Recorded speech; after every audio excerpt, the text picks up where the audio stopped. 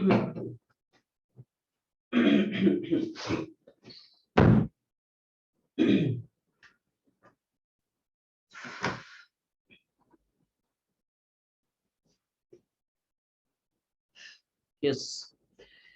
Good evening, everyone.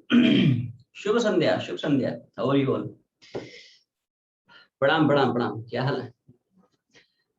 तो आज हम लोग very good evening, very good evening. क्या हाल है? आज हम लोग डिस्कस करने वाले हैं worksheet on area under the curve and the most amazing topic of motion one day, that is relative motion start करेंगे, राइट? आवाज नहीं आई, बोलो भाई. Have you attempted worksheet on area under the curves? Yes और नो? Area under the curves की जो वर्कशीट है तुम लोग बना के आए हो? चलो बहुत अच्छे. तुम्हारी खामोशी का मतलब मैं समझ गया. ठीक है, चल फटाफट स्टार्ट करते हैं. Right, the journey begins. Journey को शुरू करते हैं. जी सर. तो इसमें एरिया अंडर द कर्व में सवाल नंबर, बोलो भाई, हाथ तो उठाओ भाई. आंसर इज हाँ, बनाए क्या? चल बहुत अच्छे. आ देखते हैं. कुछ तो झंडे मुझे दिख रहे हैं, but you know it is an single digit, है ना? चलो बहुत अच्छे. आ जा रहे. We are given velocity versus time graph. एक वीटी ग्राफ गिवन है दोस्त. क्या गिवन है? वीटी वीटी वीटी, है ना? विश्वनाथ टेम्पल. ठीक है, velocity versus time graph given है, राइट? यहाँ पे थोड़ा सा ध्यान दें, ग्राफ के नाम पे सिर्फ इतना है ना? ये एंड दैट्स इट, है ना? This is not part of curve, this is not part of curve. ये जो यू नो जैसे तुम लोग मॉड्यूल में देख पा रहे हो, शायद उसने ये वाली लाइन बोल्ड बनाई है, असलियत में वो डॉटेड है, राइट? It's a misprint. तुम लोग अपने मॉड्यूल में देख पा रहे हो. पेज नंबर एक मिनट. हाँ बताओ रे, कोई कितना पेज नंबर है? 21. सब लोग हाँ पेज नंबर देखो रे. 21 में क्या है? सब लोग page number motion and one day का जो मॉड्यूल है उसका पेज नंबर 21 और सवाल नंबर 91, है ना? देख पा रहे हो? ग्राफ में ना उसने बीच वाली जो लाइन खींची है ये बोल्ड करा दी है एक्चुअली, विच इज इनकरेक्ट. ठीक है, राइट? ये डॉटेड है, ये डॉटेड है. डॉटेड लाइन सिर्फ और सिर्फ कोऑर्डिनेट शो करने के लिए रहती है. बाकी असलियत में जो ग्राफ है वो ग्राफ सिर्फ और सिर्फ इतना ही है. This is not a part of curve, this is not a part of curve. Clear है? एक एक चीज बहुत अच्छे समझनी है. कंसेप्ट की बिल्कुल तह तक जाना है. तह मतलब समझता है? बिल्कुल bottom most point, extreme point. ठीक है, राइट? तभी तो जो अच्छे सवाल होंगे वो तुमसे बनेंगे. ठीक है. राइट. तो देखो क्या पूछा है इसमें. तुम लोग सवाल ध्यान से पढ़ पा रहे हो. बोलता है कि displacement of the particle in 10 second. क्या मैं बोल सकता हूँ पार्टिकल का, चाहे यहाँ पे पूछता है 10 सेकंड में डिस्प्लेसमेंट, चाहे पूछता है 10 सेकंड में डिस्टेंस, क्या दोनों का जवाब सेम होता है? ये सुनो. Yes. क्या हम लोग ये कंसेप्ट ऑलरेडी पढ़ चुके हैं कि if the entire VT graph it lies in the same direction, either above the time axis or below the time axis, तो चाहे डिस्टेंस पूछे चाहे डिस्प्लेसमेंट पूछे दोनों का जवाब सेम हो जाता है. And it's nothing but area bounded by the square of the time axis. Dull response. ये सुनो, है ना? ये पूरा का पूरा जो ग्राफ है वो एक ही डायरेक्शन का है. ये पूरा का पूरा जो ग्राफ है चला गया, आज रे चला गया. अभी आया क्या? नाउ इज इट क्लियर है? ठीक है, चल. So everyone see this. मैं ये समझाने की कोशिश कर रहा हूँ कि यू नो 0 से 10 सेकंड में चाहे आपको डिस्टेंस पूछे चाहे आपको डिस्प्लेसमेंट पूछे, एवरीवन सी दिस, चाहे डिस्टेंस पूछे चाहे डिस्प्लेसमेंट पूछे, क्या उसका जवाब होगा area bounded by the square of the time axis. That is ये जो शेडेड एरिया है. अब पूछोगे साहब एरिया निकाला कैसे जाए, तो क्या ये तुम्हें जो ज्योमेट्री दिख रही है वो रेक्टेंगल ट्रायंगल दिख रही है? तुम बोलोगे सर ट्रायंगल तो दिख रही है. How it is a rectangle triangle, right? तो बहुत आसान है किसी भी ट्रायंगल को एक राइट एंगल ट्रायंगल में ट्रांसफॉर्म करना. ठीक है एवरीवन सी दिस. मैंने क्या किया साहब, एक एक ट्रायंगल के वर्टेक्स से इसके बेस पे एक परपेंडिकुलर मारा, खींचा मतलब. ठीक है, आवाज नहीं है. डल response. just to convert this triangle into a right angle triangle. Yes or no? Now it has become a right angle triangle. Now you can directly calculate area of this triangle using the general formula of area of a right angle triangle, which is half of base into height. आवाज नहीं है ना? तो बोलो भाई, area of right angle triangle हम लोग क्या पढ़ते हैं? यही तो पढ़ता है। मैंने क्या किया, एक परपेंडिकुलर खींच दिया, और वो जो लाइन है वो परपेंडिकुलर की थी ऑलरेडी, पहले से थी, ठीक है। और राइट एंगल ट्रायंगल का एरिया क्या होता है? Half of base into height. Everyone see this. क्या तुम्हें बेस तक दिख रहा है? आवाज नहीं आई। क्या तुम्हें बेस, पूरा बेस है ना? और क्या तुम्हें हाइट दिख रही है 4? यस और नो? है ना? तो बोलो भाई, क्लियर है? Yes. तो इतना ही डिस्प्लेस, तो इतना ही डिस्प्लेसमेंट होगा। क्लियर? छापते चले, जल्दी छापो रहे, है ना? कई सारे सवाल हैं, इनको फटाफट फाइंड अप करते हैं, उसका हम लोग रिलेटिव मोशन पे अटैक करना शुरू करेंगे। मोशन इन 1D का सबसे मजेदार टॉपिक, मजा आ जाएगा तुम लोगों को। ठीक है, बोलो भाई, इतना छाप लिया? Yes, sir. अब इसमें एक छोटा सा पॉइंट आया, वैसे किसी ने डाउट पूछा नहीं है रे, है ना? तुम सारे बहादुर बच्चे हो। ठीक है, nobody is having any doubt, है ना? अच्छा है ना? ठीक है, किसी ने वैसे पूछा नहीं है, लेकिन थोड़ा ध्यान से सोचो। अगर मैं इसको बहुत ध्यान से सोचूं, तो भाई साहब मैं तो एरिया निकाल रहा हूं, और क्या एरिया की यूनिट होती है metre square. Everyone, are you understanding this? Area क्या है? जैसे मान ले मेरे पास एक रेक्टेंगल है, तो एरिया ऑफ रेक्टेंगल क्या है? Length into breadth. Dollar sounds, yes और नो? Area of rectangle is what? Length into breadth. तो लेंथ मतलब मीटर, ब्रेड्थ मतलब metre, it should be metre into metre, that is metre square. How it is metre? I mean I am asking you, area हम लोग क्या निकाल रहे हैं? Area सोच के देख, हम लोग क्या निकाल रहे हैं? लाइक एरिया, तो जैसे एरिया होता है लेंथ इनटू ब्रेड्थ, तो लेंथ का भी मीटर, ब्रेड्थ भी क्या है? एक सॉर्ट ऑफ लेंथ है, एक तरह का लेंथ ही तो है। तो मीटर इनटू मीटर क्या एरिया की यूनिट होती है? Metre square. लेकिन मैंने तो यहाँ पे चिपकाया है यूनिट मीटर। मतलब I am asking you, can you explain this? How it is metre? Why not metre square? Sir, area is equal to distance. हाँ हाँ हाँ हाँ, ठीक है, वो तो है, ठीक है, area is equal to distance. Sir क्योंकि जो उसका जो हाइट है वो मीटर पर सेकंड है, और जो उसका बेस है वो सेकंड है, तो सेकंड से सेकंड कट जाएगा। जोरदार, है ना? धमाकेदार। आज जो है ना, वीरेन टंडन फुल फॉर्म में रहे, है ना? बहुत अच्छे। पहले बता, सब लोग बता, क्या इसकी बात तुम्हें चमकी? Yes, sir. Yes, sir. Yes, sir. जो ये बोल रहा है थोड़ा थोड़ा चमका, जिनको नहीं चमका सिर्फ तुम्हारे लिए अब मैं बता रहा हूँ, है ना? Everyone see this. भाई थोड़ा ध्यान से आप सोचें, अभी फॉरगेट अबाउट दिस ग्राफ, है ना? इस ग्राफ को होल्ड कर, एक, है ना? अब मैं दूसरी बात करता हूँ, ठीक है? तो देखो, ये भाई साहब वेलोसिटी है, ये भाई साहब टाइम है, ठीक है? ध्यान सोच, मान लो ये तुम्हारा एक रेक्टेंगल है, ठीक है? इसका एरिया निकाल रहा है, तो half of base into height. तो सोच के देख, जो बेस होगा क्या उसमें टाइम का यूनिट आएगा, और जो क्या हाइट होगा उसमें वेलोसिटी का यूनिट आएगा। सी, एरिया वही है, half of base into height, लेकिन बेस क्या टाइम की यूनिट में आएगा, और क्या हाइट, क्या हाइट वेलोसिटी की फॉर्म में आएगी, और क्या टाइम का यूनिट सेकंड होगा, और क्या वेलोसिटी का यूनिट मीटर पर सेकंड होगा। तो एरिया असलियत में मीटर में ही तो आ रहा है, वही तो मैंने लिखा है। Is it clear now? Is it clear now? समझ में आ गया? छाप लें, क्लियर है? आजू बाजू कहीं भी कोचे में ऐसे चिपका ले, तो फंडा बिल्कुल क्लियर होना चाहिए, ठीक है?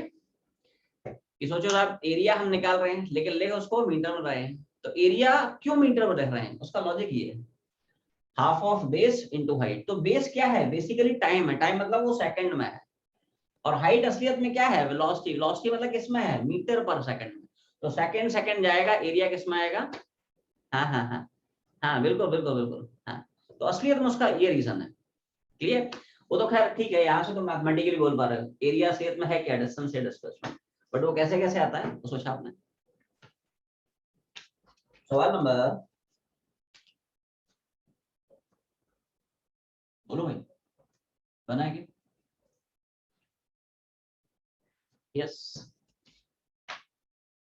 एक्चुअली सवाल नंबर 92 है, सवाल नंबर 93 है, इवन सवाल नंबर 94, तीनों सवाल पढ़ना है, तीनों सेम प्रोफाइल के सवाल हैं। हाँ हाँ, बहुत अच्छे, तीनों जो सवाल हैं सेम प्रोफाइल के सवाल हैं, राइट?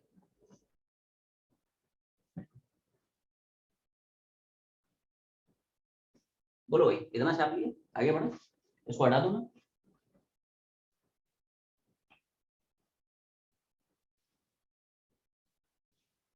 सवाल नंबर नेक्स्ट में भी उसने एक अपने को वीटी ग्राफ रखा है। एक्चुअली ग्राफ के जो मेजर एप्लीकेशंस है ना, वो इसी वीटी पर बेस ही पूछता है।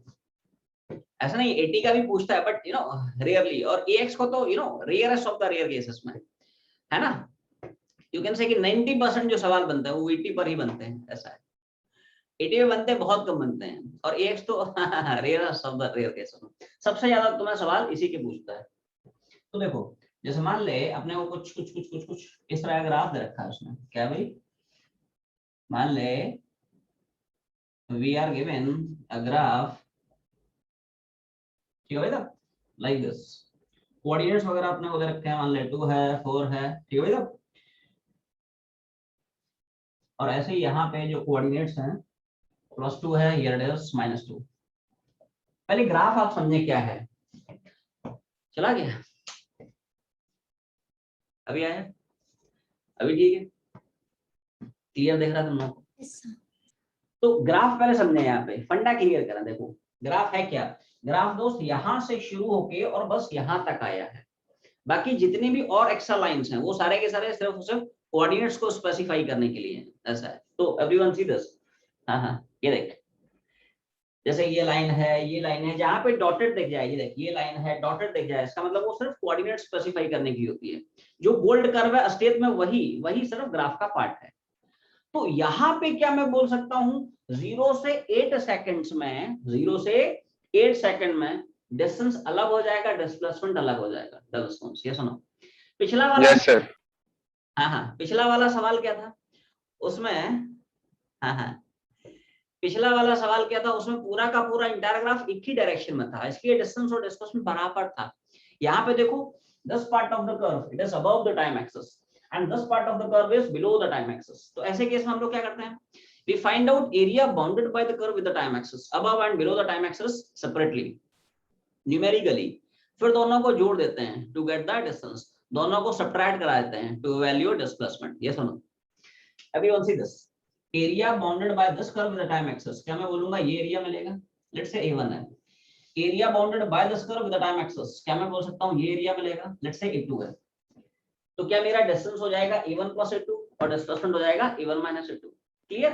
अब उसको यस सर, सॉल्व कैसे, ये तो बेसिक आइडिया है ना। देखो सिंपलीफाई कैसे करते हैं, how to evaluate the area, this is very important everyone, है ना, try to understand this point, है ना। देखो बहुत सारे बच्चे इसमें क्या सोच रहे होंगे कि साहब इस A1 को आप 3 पार्ट्स में स्प्लिट कर लो, है ना। ये देखिए, एक रेक्टेंगल ट्रायंगल का एरिया, ये एक रेक्टेंगल का area, again this rectangle triangle, तीनों का निकाल जोड़, बहुत लंबा चौड़ा आएगा। आवाज नहीं आई, ये सुनो, लेंथी हो जाएगा ना। Yes, sir. निकाल सकते हो, ऐसा नहीं निकाल सकते हो, हाँ, बट डायरेक्टली अगर आप ये सोचो तो जल्दी से बता दो मुझे, ये ज्योमेट्री क्या दिख रही है तुम्हें, entire geometry, Trapezium. What is the formula of area of trapezium? A plus B upon 2 into H. half of sum of parallel sides into perpendicular distance। बोलो, मैंने क्या बोला,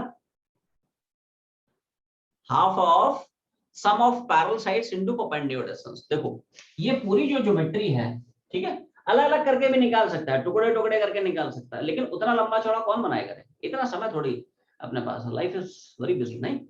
ठीक है, तो यही तो समय बचाना है, कौन इतना लंबा चौड़ा चक्कर करेगा, पहले इसका एरिया फिर इसका एरिया फिर इसका एरिया फिर सबको जोड़ा, इतना थोड़ी करेंगे रे, है ना। डायरेक्ट एक लाइन में लिखा, देख, area of trapezium is half of sum of parallel sides और multiplied by perpendicular distance, multiplied by क्या, परपेंडिकुलर, ये थोड़ा मैंने शॉर्ट में लिख दिया, क्या, perpendicular distance, that's the symbol of perpendicular, है ना। जैसे दो वेक्टर परपेंडिकुलर हैं, आवाज नहीं आई तो ऐसे तो लिखता है, vector is perpendicular to vector B, तो बताएगा what is the condition of perpendicularity of two vectors, pin drop सन्नाटा। इतना सन्नाटा क्यों है भाई, their dot product must be 0, सब भूल गए तुम लोग।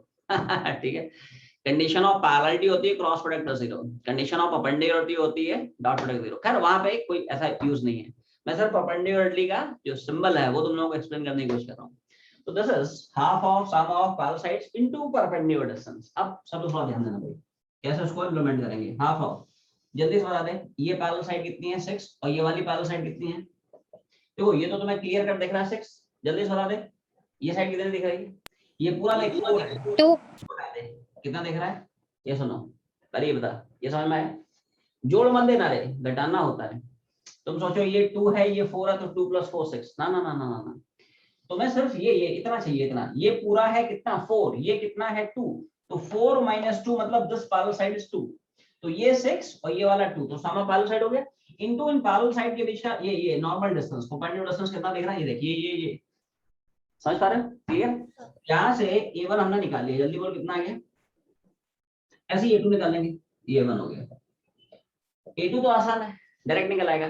जल्दी से बता what is this geometry. It's right angle triangle, half of base into height. तो देखो हाफ ऑफ, जल्दी बता बेस कितना है। अब ये 8 - 6 दैट इज 2। हां half of base into height, ये पूरा कितना है 8, 6 हटा दे कितना आएगा 2, मल्टीप्लाइड बाय परपेंडिकुलर डिस्टेंस। इसमें थोड़ा सा ध्यान रखना है, पहले बता परपेंडिकुलर डिस्टेंस 2 रखेगा या -2 रखेगा। 2 हो गया या -2, सोच के बोल।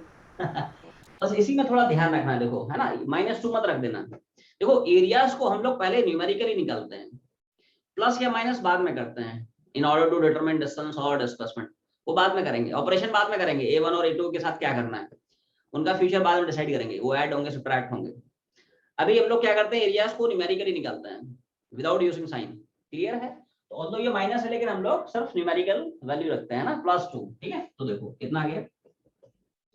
अब देख डिस्टेंस हम लोग क्या पढ़े हैं, इट इज a1 + a2 = 8 + 2 = अच्छा अब समझ में आ गया होगा है ना। ऑल्दो एरिया निकाल रहा है लेकिन यूनिट किसमें है, मीटर में, तो तुम्हें लॉजिक समझा दिया है, क्लियर। वही एरिया इज इन मीटर, समझ में आ गया, क्लियर। उसी तरह से डिस्प्लेसमेंट निकालने के लिए क्या करेगा, दोनों एरियाज को हम सब्ट्रैक्ट कराएंगे, तो 8 - 2 बराबर, फटाफट छापे भाई। सवाल नंबर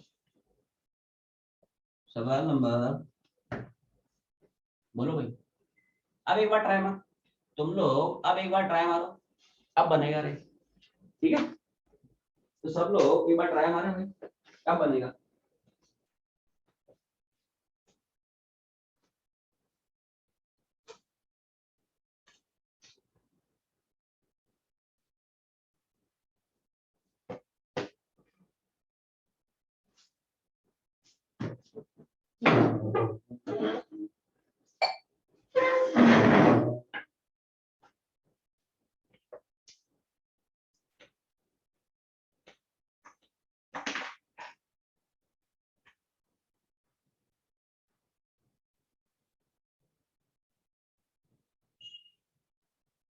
बोलो भाई कितना हो गया, आगे बढ़ो दे।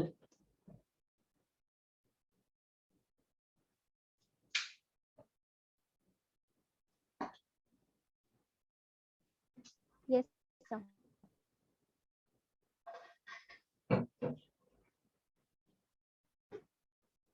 और देखते हैं क्या कर रहे हो तुम। सवाल नंबर नेक्स्ट में बिल्कुल वैसा ही है as in the previous case. अपने को छोटा सा उसमें ऐसा से वीटी ग्राफ दे रखा है, क्या दे रखा है भाई, ग्राफ देख के घबराने का नहीं, बहुत सिंपल है, ग्राफ देख के डरने का नहीं, पेशेंस से बस डील करने का।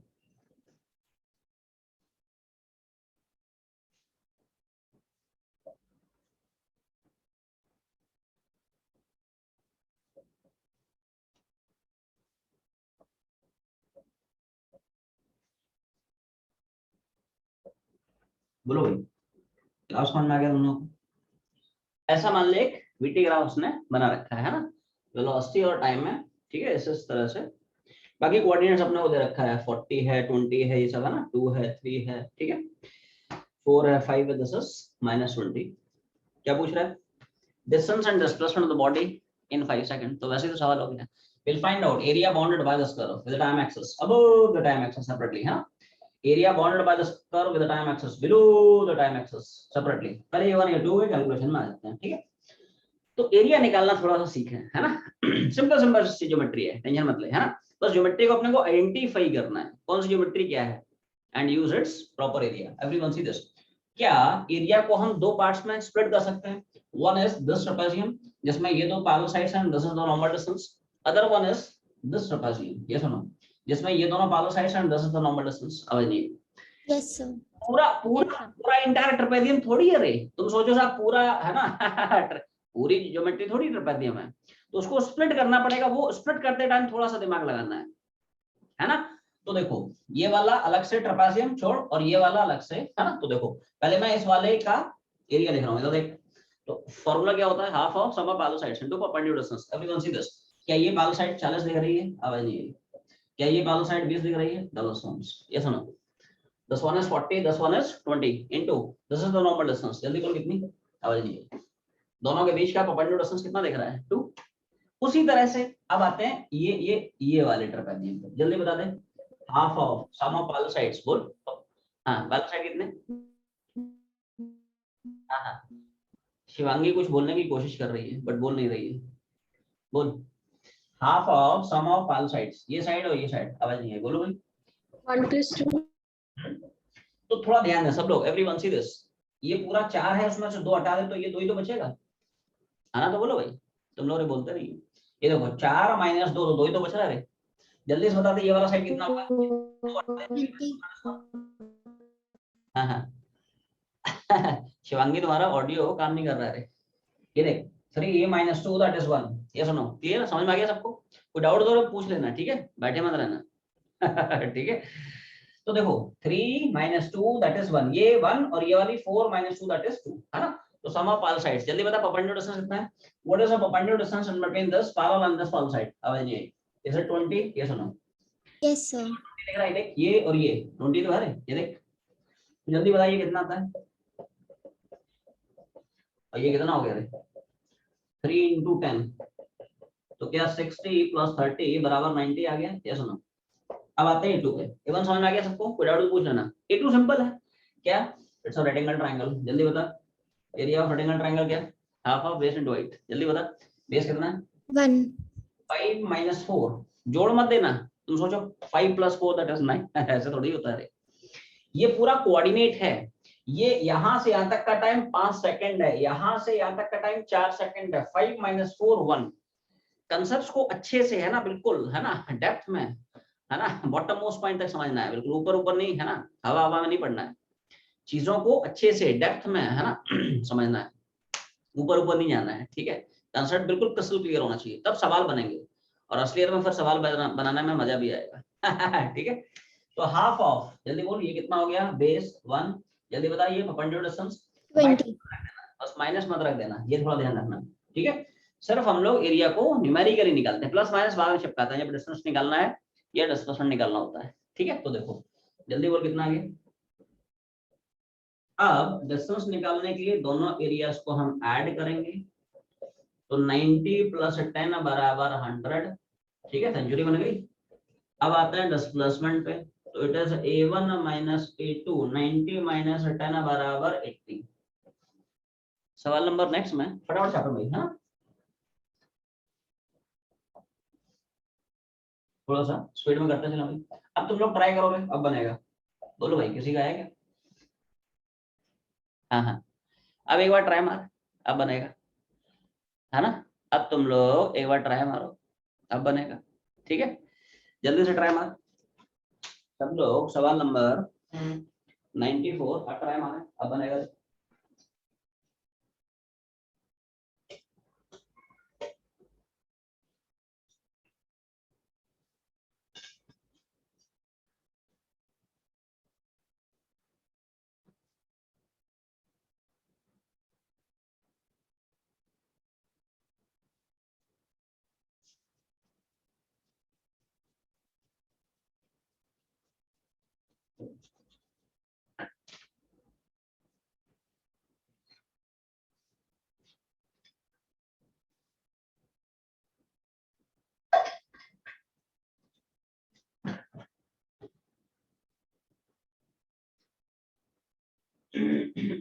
बोलो भाई, बना है क्या?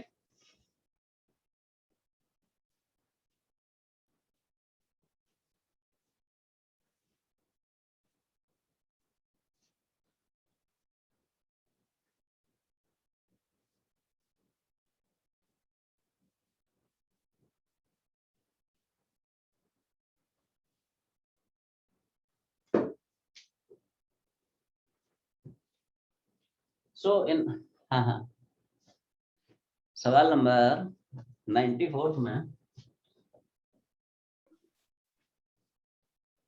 Wave again a VT graph और ग्राफ मान ले कुछ उसने इस तरह का बना रखा है।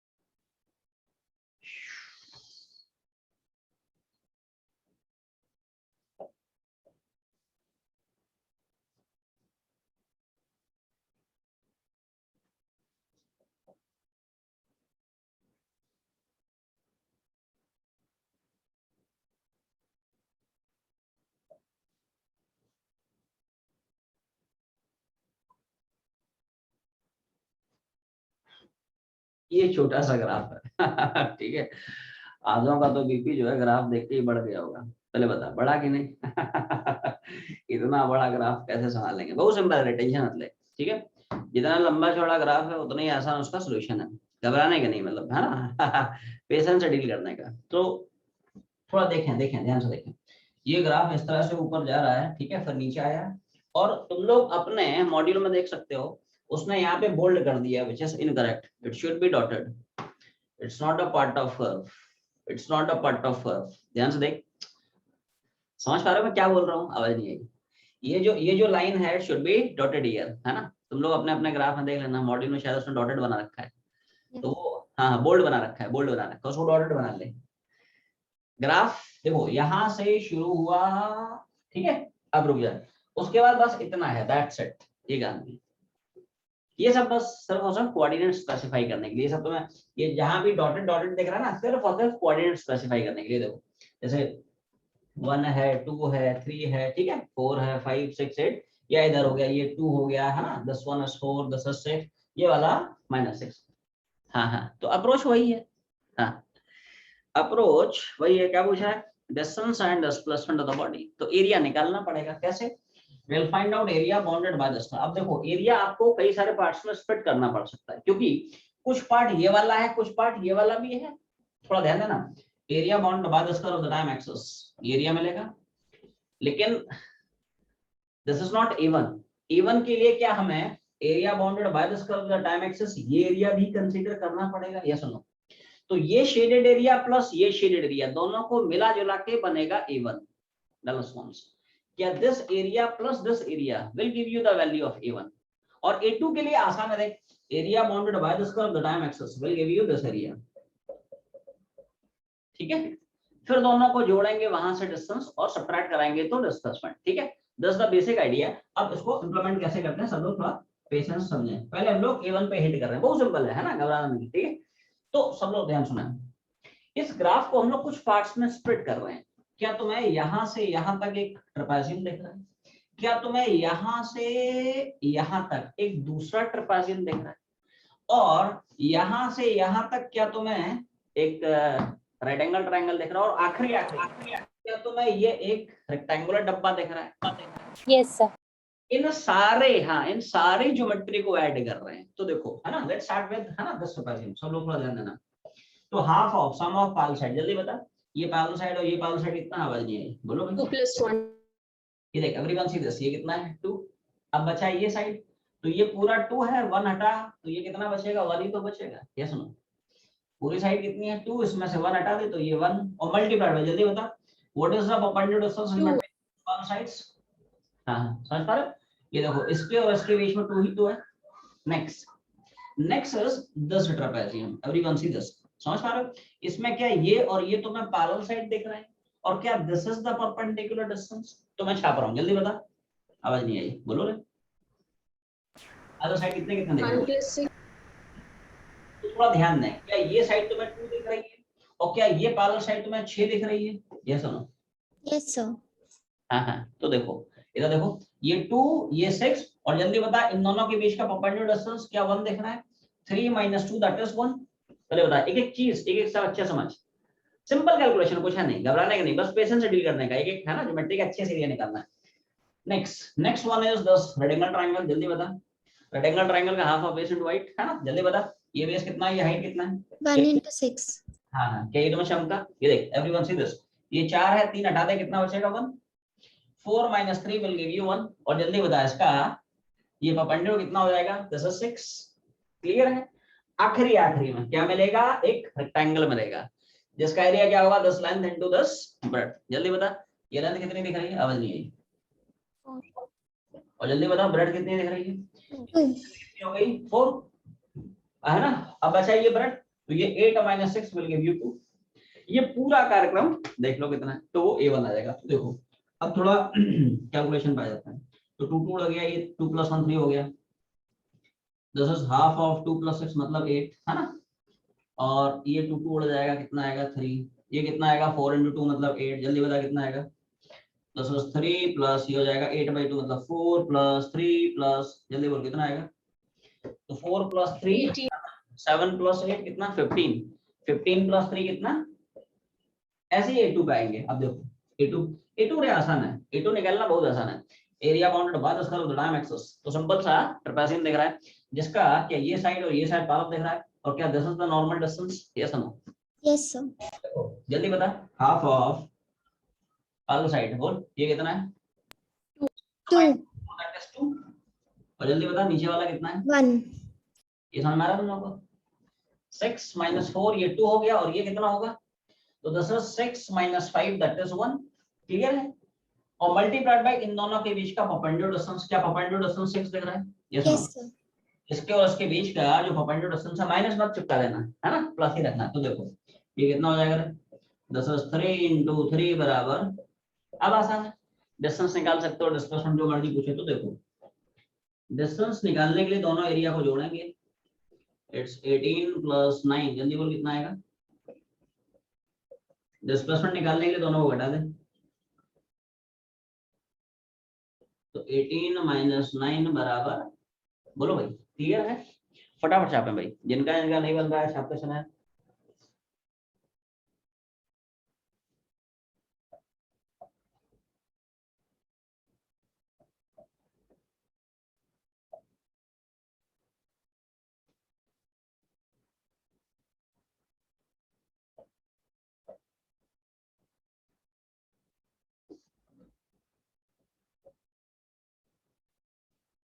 ठीक है, पहले उसको छापे है, फिर आगे बढ़ते हैं।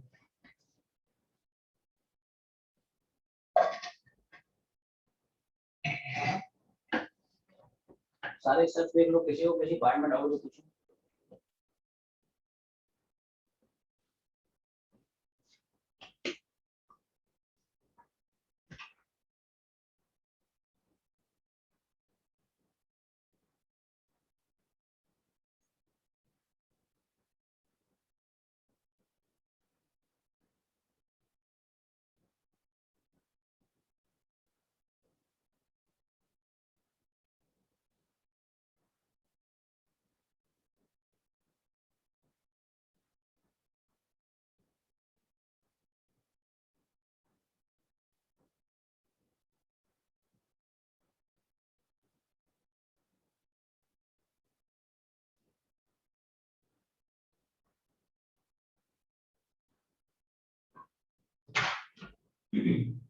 बोलो भाई कितना हो गया? Yes, sir. चलो आगे बढ़ो।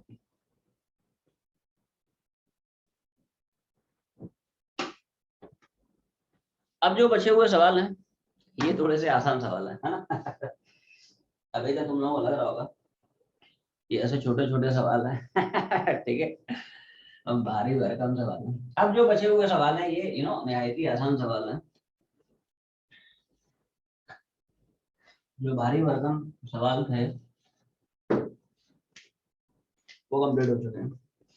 सवाल नंबर तो फिर सब ऐसा वही बीटी है, क्या बताया ना, सबसे ज्यादा जो सवाल बनते हैं ना वीटी पर बेस ही बनते हैं, वीटी वीटी वीटी, है ना। तो देखो अगला जो सवाल है कुछ ऐसा, उसने एक ग्राफ दे रखा है, ठीक है भाई, 0 है, 5 है, 10 है, वेलोसिटी है और टाइम है, ठीक है। क्या पूछ रहा है, कई सारे पार्ट्स हैं। Distance travelled by the particle between 0 to 10 second. क्या यहाँ पे बोल सकता हूँ, चाहे 0 से 10 सेकंड में डिस्टेंस पूछे, चाहे 0 से 10 सेकंड में डिस्प्लेसमेंट पूछे, जवाब सेम होगा। ये सुनो, Yes, sir.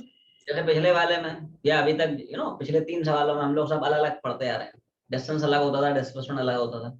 यहाँ पे क्या, जितना डिस्टेंस मिलेगा, यहाँ पे जितना डिस्टेंस मिलेगा उतना ही डिस्प्लेसमेंट मिलेगा, because the entire graph lies in the same direction. पूरा का पूरा ग्राफ क्या है, अबव द टाइम एक्सिस है। तो डिस्टेंस या डिस्प्लेसमेंट निकालने के लिए just calculate area bounded by the square of the time axis, ठीक है भाई। तो देखो सिंपल ज्योमेट्री क्या दिख रहा है, एक रेक्टेंगल ट्रायंगल दिख रहा है, ये परपेंडिकुलर ही तो है बेसिकली, ये देखो ध्यान से। तो रेक्टेंगल ट्रायंगल बन गया, half of base into height. देखो हाफ ऑफ बेस कितना है बोल, m, Yes. और जल्दी बोल हाइट कितना है, 12. देख रहा तुम लोगों को। तो पहला पार्ट समझ में आ गया, पहला पार्ट, हाँ हाँ पहला पार्ट सबको समझ में आ गया, ठीक है। अब आते हैं सेकंड पार्ट में, average velocity in the interval. थोड़ा ध्यान से सोचो, सोचो, चाहे इस इंटरवल में तो एवरेज स्पीड पूछे चाहे एवरेज वेलोसिटी पूछे, क्या दोनों का जवाब सेम होगा, ये सुनो। Yes, sir, because distance and displacement are same. समझ में आ गया भाई। एवरेज स्पीड क्या बढ़ता है, total distance upon total time. Average velocity क्या होती है, total displacement upon total time. जब डिस्टेंस और डिस्प्लेसमेंट बराबर है, टाइम तो वैसे ही बराबर है, तो क्या एवरेज स्पीड एवरेज वेलोसिटी बराबर हो जाएगी। वैसे पूछ नहीं रहा है, मैं दोनों चीजें निकाल रहा हूँ। तो मैं सिर्फ एवरेज वेलोसिटी पूछ रहा है, बट मैं दोनों निकाल के बता रहा हूँ। इधर देख, जैसे मान ले एवरेज वेलोसिटी पूछता है, पहले एवरेज स्पीड देख लेते हैं। तो एवरेज स्पीड का फॉर्मूला क्या पढ़ते हो, total distance upon total time. और डिस्टेंस कितना है, ठीक है भाई, डिस्टेंस पूछो, डिस्टेंस बराबर ही है, और टाइम 0 से 10 मतलब 10 सेकंड है, तो आंसर कितना हो जाएगा। ये मान लो एवरेज वेलोसिटी पूछता है, तो this is total displacement upon total time, क्या हो जाता है। और डिस्प्लेसमेंट भी उतना ही जितना की डिस्टेंस है, टाइम तो खैर सेम है 0 से 10, है ना। तो दोनों बराबर हो गए। देखो क्यों बराबर है, क्योंकि इस पर्टिकुलर सवाल में डिस्टेंस और डिस्प्लेसमेंट बराबर है। लेकिन पिछले सवाल में अगर मैं पूछता तो क्या दोनों अलग अलग हो जाते, ये सुनो। Yes, sir. पिछले सवाल में डिस्टेंस अलग था, डिस्प्लेसमेंट अलग था, बट यहाँ पे सेम ऐसे सेम आ रहा है, सब चला। तो ये तुम्हारा बी पार्ट हो गया। अब थर्ड में आ जाए, क्या पूछ रहा है, time when velocity is minimum. वो टाइम क्या है जब बॉडी की वेलोसिटी मिनिमम है। मैं दोनों चीजें बता देता हूँ, किस टाइम पे वेलोसिटी मिनिमम, किस टाइम पे मैक्सिमम, और वो मिनिमम और मैक्सिमम वेलोसिटी की वैल्यूज क्या है। तो सब लोग थोड़ा ध्यान देना। हाँ देखो थोड़ा अगर ध्यान से यहाँ पे ऑब्जर्व करो, ग्राफ में हो क्या रहा है। क्या इनिशियली समय के बढ़ने से वेलोसिटी बढ़ रही है, और उसके बाद समय के बढ़ने से वेलोसिटी घट रही है, ये सुनो। Yes, sir. तो क्या ये वो दो टाइम हैं जब बॉडी की वेलोसिटी मिनिमम है and it's minimum value is 0, ये सुनो। Yes, sir. अच्छा ये देख, एवरीवन सी दिस, दो टाइम है वेलोसिटी मिनिमम। क्या पहले हम लोग देख रहे हैं मिनिमम वेलोसिटी कब कब है, तो ऐसा दो टाइम मिलेंगे तुम्हें आवाज नहीं गई। तुम लोग इसलिए आंसर में देख पा रहे हो, दो आंसर उसने दे रखा है 0 and 10 सेकंड, ये सुनो। क्योंकि t बराबर 0 पे भी क्या है 0, और t बराबर 10 सेकंड पे भी क्या है वेलोसिटी 0। क्लियर है। तो ये वो टाइम है जब वेलोसिटी मिनिमम है, और उस मिनिमम वेलोसिटी की वैल्यू कितनी है बोलो, तो क्या वो भी 0 ही है, ये सुनो। Yes, sir. भाई t बराबर 0 पे वेलोसिटी 0, फिर 0 से बढ़ा ना, और फिर से घट के 0 हो गया, ये सुनो। क्लियर, ऐसी मैक्सिमम है। आखिरी पार्ट में क्या है, ठीक है देखो दोनों चीजें बताता हूँ। आखिरी वाला जो पार्ट है उसमें भी देखो क्या है भाई, पता वो टाइम क्या है जब वेलोसिटी मैक्सिमम है, और उस मैक्सिमम वेलोसिटी की वैल्यू क्या है। तो देखो है ना, सब लोग थोड़ा ध्यान देखें। क्या t बराबर 5 पे तुम्हें वेलोसिटी मैक्सिमम दिख रही है, और क्या वेलोसिटी की मैक्सिमम वैल्यू 12 है। ये वेलोसिटी मीटर पर सेकंड की है, ये समय सेकंड का है, ये सुनो। Yes. क्या मैक्सिमम वेलोसिटी। किसको? अब हम लोग चर्चा कर रहे हैं मैक्सिमम वेलोसिटी की, है ना। तो देखो t बराबर 5 सेकंड पे वेलोसिटी हमें क्या दिख रही? मैक्सिमम। और उस मैक्सिमम वेलोसिटी की वैल्यू कितनी है? 12 मीटर पर सेकंड। वेलोसिटी की जो मैक्स वैल्यू होगी, ठीक है, मैंने दोनों चीजें बता दी, तो मैं सिर्फ टाइम पूछ रहा था। लेकिन अगर पूछता कि उस टाइम पे मैक्सिमम वेलोसिटी की वैल्यू कितनी है, तो वैल्यू ही हो जाएगी 12 मीटर पर सेकंड। क्लियर भाई? बोलो भाई, जल्दी छापो रे। बनाएंगे। Yes, sir. अब ये सब आसान सवाल बचे हैं, बताया ना। जो भारी भरकम सवाल थे दे आर ओवर नाउ। अब आसान आसान सवाल है। बोलो भाई, छाप रहे होगे? आगे बढ़े। Yes, sir. तो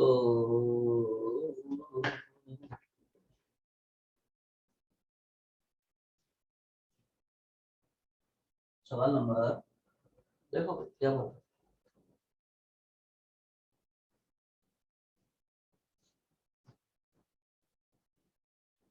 तो इसमें भी अपने को है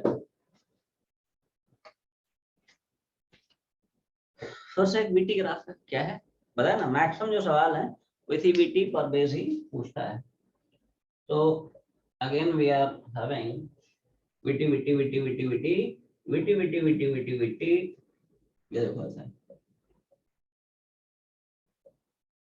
एक सिमेट्रिक ग्राफ है ना। अच्छा कुछ एक सिमेट्रिक ग्राफ है। इसको क्रेस्ट और ट्रफ बोलते हैं। क्या बोलते हैं? Crest and trough. वेव्स हम लोग पढ़ेंगे इसको, है ना।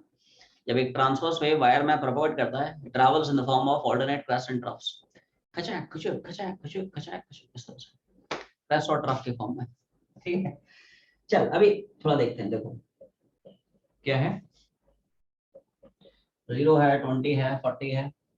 क्या पूछ रहा है?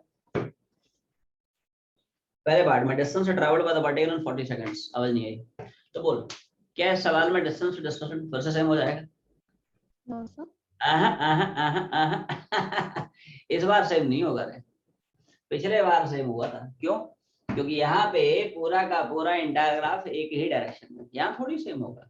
क्यों? कुछ part above the time axis है, remaining part below the time axis है। इस बार सेम नहीं हो पाएगा। तो और देखते हैं।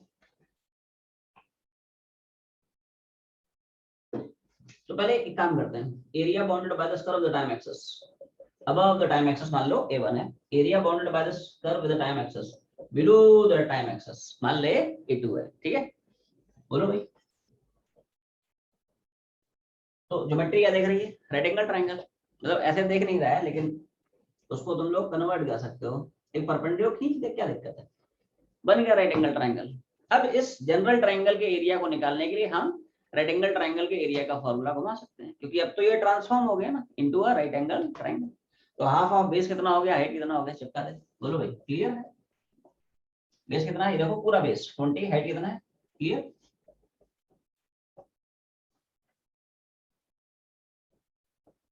ऐसे ही a2 में जब तो बोल सकता हूँ a2 की वैल्यू भी क्या उतनी ही आनी चाहिए। या सुनो, Yes, sir. सिमेट्री है देखो। ठीक है, सिमेट्री का फायदा उठा रहे हैं। क्या है, तुम लोग थोड़ा ध्यान से देखो। अगर तुम यहाँ से एक परपेंडिकुलर गिराओगे, है ना, तो देखो हाफ ऑफ, जल्दी बता, बेस कितना दिख रहा है? 40 माइनस 20. 20। ठीक है, हाइट कितना दिख रहा है? बस ध्यान रखना पॉजिटिव रखेंगे, एरिया की सिर्फ न्यूमेरिकल वैल्यू निकालते हैं, नॉट विद साइन, है ना। तो देखो बोल कितना आएगा।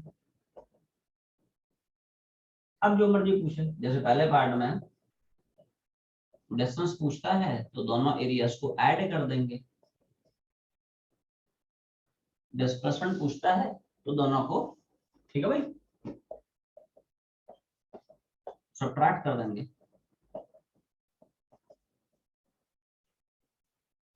ठीक है, पहला पार्ट।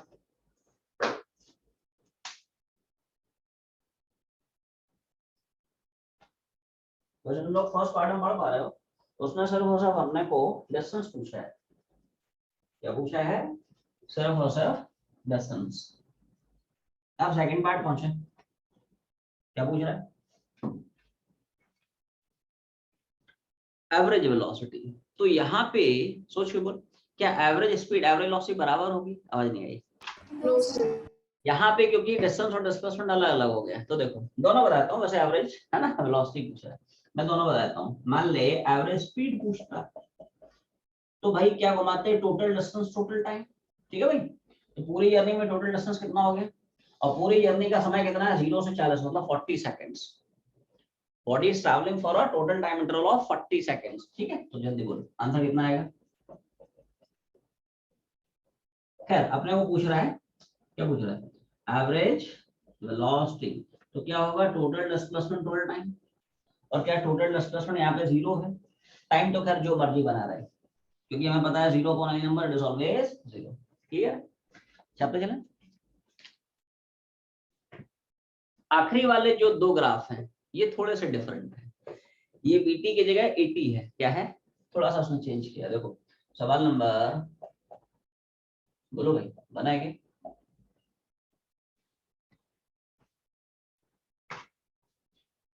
बना सकते हैं, फिर आगे बढ़ते हैं।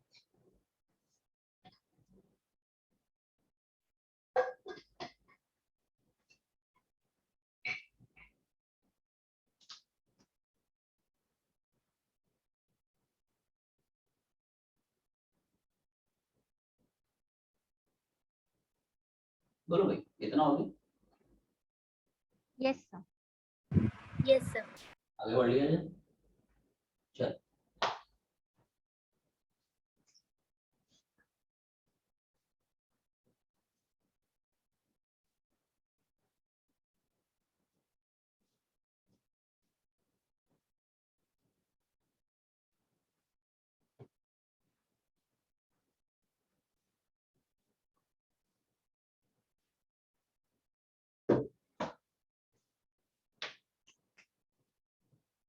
ये रहा।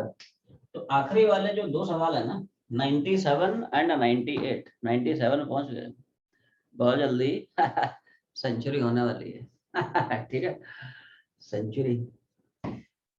तो 97 और 98 इसमें उसने थोड़ा सा चेंज किया, instead of VT it is 80, क्या है भाई, इस बार एक्सलरेशन और टाइम के बीच में ग्राफ है, ठीक है भाई। और कोऑर्डिनेट्स मान लो ये रखे हैं, 10 है 10, ठीक। क्या पूछ रहा है, if the body starts from rest, body rest से स्टार्ट कर रहा है, इनिशियल वेलोसिटी 0 है।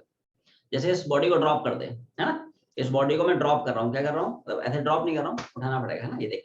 तो उस बॉडी की इनिशियल वेलोसिटी कितनी है, 0, मतलब the body is starting it's journey from rest. क्या पूछ रहा है, पूछता है find out its velocity at the end of 11 second, बता 11 सेकंड पे उसकी वेलोसिटी क्या है ना। तो देखो जल्दी बता।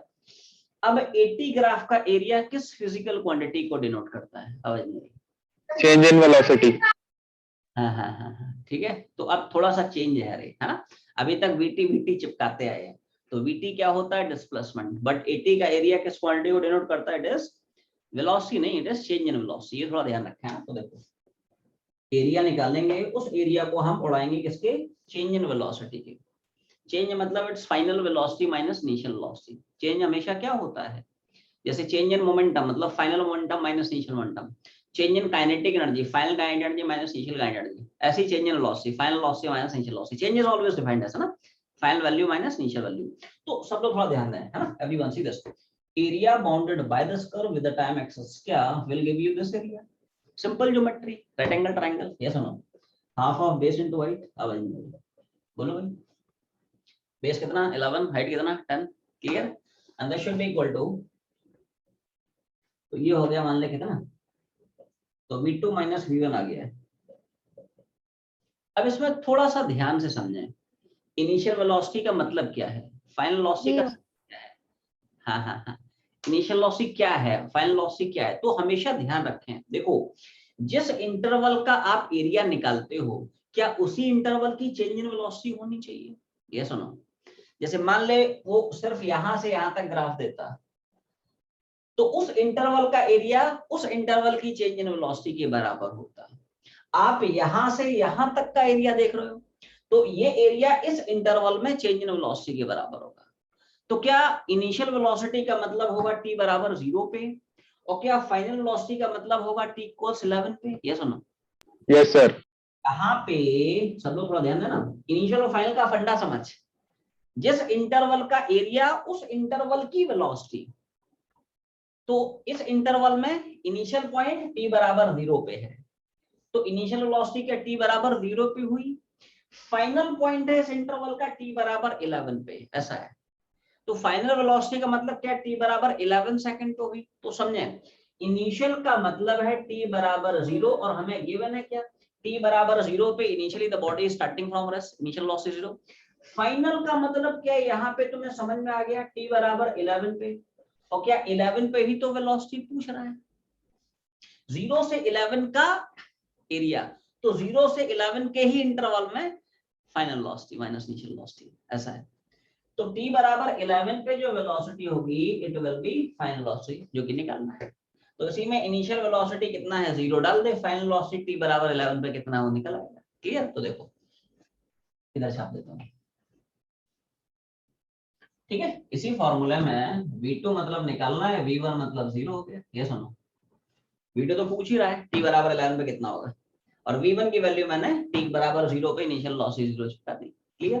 तो यहाँ से v2 कितना वो निकल आएगा।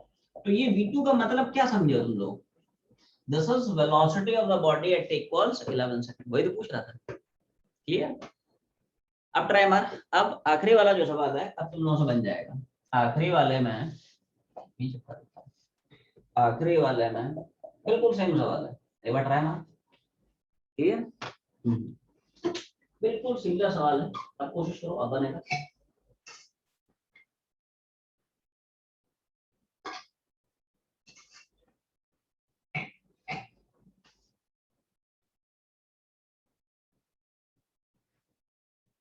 बोलो भाई कितना होगी। Yes, sir. Yes, sir. अभी अब तो आखिरी वाला जो सवाल है सिमिलर एप्लीकेशन है।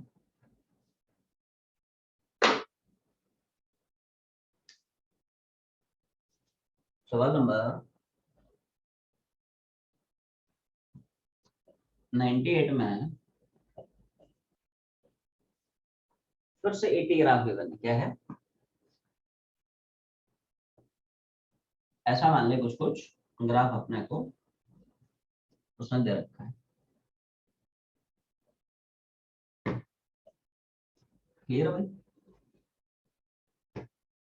This is 2, this is 4, this is acceleration और टाइम। अब इसमें भी सेम कंडीशन है। क्या है, particle starts from rest t बराबर 0, t बराबर 0 पे इनिशियल वेलोसिटी 0 है। कब पूछ रहा है, velocity of the particle at t equals 5। 0 पे गिवन है, 5 पे पूछ रहा है। तो हमेशा ध्यान रखना, जिस टाइम पे तुम्हें वेलोसिटी पूछता है उस इंटरवल का एरिया निकालना पड़ता है। जैसे मान ले इसी सवाल में पूछता है, रट्टा नहीं मारना है ना, कंसेप्ट पकड़ना है। जैसे मान ले इसी सवाल में पूछता है, बता t बराबर 3 पे वेलोसिटी क्या होगी, तो क्या हम सिर्फ और सिर्फ यहाँ से यहाँ तक का एरिया निकाल रहे होते? आवाज नहीं आई। Yes, sir. जिस टाइम पे तुम्हें वेलोसिटी चाहिए बस उतना ही एरिया निकालना है। जैसे मान ले सवाल ऐसा होता कि बोलेगा साहब t बराबर 3 पे इतनी वेलोसिटी है, मान ले 1 मीटर पर सेकंड, तो बता t बराबर 5 पे कितनी है। तो क्या हम लोग सिर्फ यहाँ से यहाँ तक का एरिया निकाल रहे होते और Yes. उस एरिया को इक्वेट करा रहे होते इस इंटरवल की चेंज इन वेलोसिटी की। तो यहाँ पे इनिशियल वेलोसिटी पता थी तो यहाँ की फाइनल निकल आएगी। तो कंसेप्ट पकड़ना है ना, एकदम रट्टा नहीं मारना है ना। फंडा समझ में आ गया? खैर अपने को तो 0 और 5 के इंटरवल में है ना पूछ रहा है। तो देखो थोड़ा ध्यान देना, दो पार्ट में एरिया निकालना पड़ेगा, क्योंकि कुछ पार्ट ऐसा है तो area bounded by the square of the time axis ये मिलेगा, कुछ पार्ट ऐसा है तो area bounded by the square of the time axis will give you this area. तो देखो टोटल जो एरिया होगा ये होगा उस इंटरवल में बॉडी की चेंज इन वेलोसिटी 80 है ना, 80 का एरिया चेंज इन वेलोसिटी। तो देखो जल्दी बोल, ये क्या है, एक रेक्टेंगल है, लेंथ इनटू ब्रेड्थ। जल्दी बोल, लेंथ कितना, अब जी ब्रेड्थ कितना, बोलो भाई समझ पा रहे हो लोग? ये लेंथ कितना हो गया 3, ये देख, और ये ब्रेड्थ कितना हो गया 2, तो 3 into 2 प्लस ये भी क्या है, एक तरह का रेक्टेंगल ही तो है, लेंथ इनटू ब्रेड्थ। जल्दी बता लेंथ कितना हो गया, 4 into 2. ये देखो लेंथ कितना देख रहा है, ये देखो 4, और ये ब्रेड्थ कितना है 5 minus 3 that is 2, and this should be equal to change in velocity। तो बोल कितना हो जाएगा, तो यहाँ से v2 minus v1 आ गया। ठीक है अब देखो अब इसमें भी वही फंडा, क्या इनिशियल क्या है थोड़ा फाइनल क्या है वो समझ लेते हैं, ठीक है भाई। तो बोलो जिस इंटरवल का एरिया उसी इंटरवल में चेंज इन वेलोसिटी, है ना। तो आपने t बराबर 0 से t बराबर 5 तक का एरिया निकालना है, 0 से 5 तक का एरिया निकालना है ना। तो ये जो एरिया होगा, तो ये एरिया इसी इंटरवल में बॉडी के चेंज इन वेलोसिटी के बराबर होगा। तो क्या इनिशियल वेलोसिटी का मतलब t बराबर 0 पे हो गया, और क्या फाइनल वेलोसिटी का मतलब t बराबर 5 पे हो गया। 0 पे वैसे ही तुम्हें गिवन है, 5 पे कितनी निकल आएगी। फंडा क्लियर है इनिशियल फाइनल का। देखो इनिशियल का मतलब हुआ t बराबर 0 पे, तो तुम्हें दिया हुआ है body starting from rest, body क्या कर रहा है रेस्ट से अपनी जर्नी शुरू कर रहा है। अब रहा सवाल फाइनल का, तो फाइनल का मतलब है t बराबर 5 पे, फाइनल मतलब t बराबर 5 पे। तो खैर वो तो v2 तुम्हें पूछ ही रहा है, तो कुछ नहीं करना है, इसी में v1 की वैल्यू 0 चिपकाते हैं, v2 कितना निकल आएगा, तो v2 माइनस 0 बराबर, तो v2 हो जाता है। क्लियर भाई, समझ में आ गया। बस ध्यान ये रखना जिस इंटरवल का एरिया उस इंटरवल में चेंज इन वेलोसिटी। जैसे t बराबर 3 पे वेलोसिटी देता है और पूछता बता t बराबर 5 पे, तो हम पूरा एरिया थोड़ी निकालते, हम तो फिर यही एरिया निकालते। जैसे मान ले ये वाला एरिया होता कितना 4 into 2, और इसको इक्वेट कराते हैं चेंज इन वेलोसिटी के। मान ले बोलता t बराबर 3 पे लेट से वेलोसिटी 1 है, तो बता t बराबर 5 पे कितनी है, तो बोल कितना हो जाता है, v1 की वैल्यू 1 चिपका दे, तो v2 कितना हो जाएगा 8 + 1 दैट इज 9। ये सुनो, तो फंडा समझ में आ गया, जिस इंटरवल का एरिया उस इंटरवल की change in velocity. Is it clear now, छाप लें।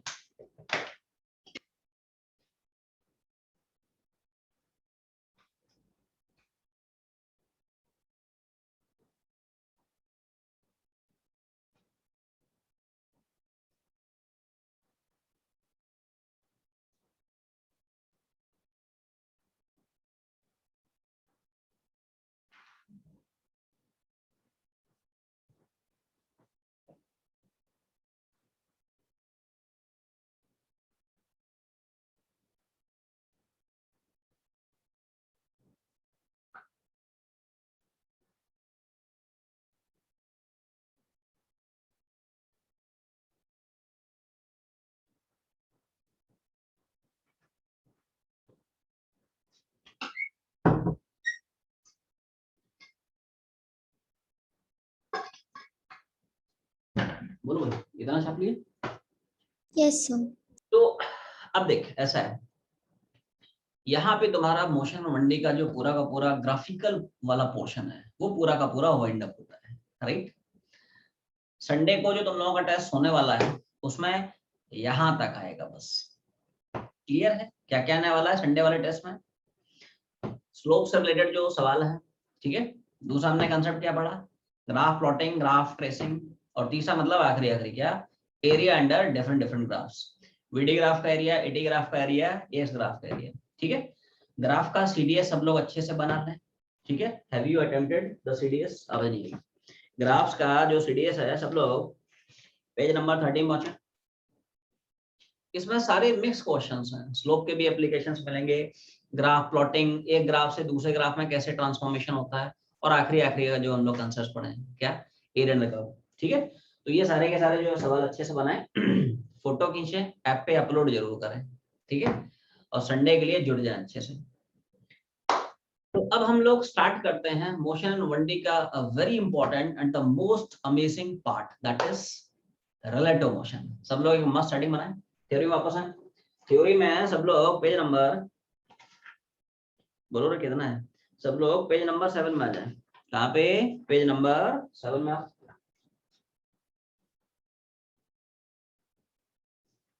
हेडिंग बना, रिलेटिव मोशन क्या है भाई। ये एक्चुअली में मोशन एंड 1D का सबसे मजेदार पोर्शन है, कमाल का पोर्शन है, मजा आ जाएगा तुम लोगों को, थोड़ा थोड़ा समझ में भी आएगा। ठीक है, रिलेटिव मोशन क्या है भाई।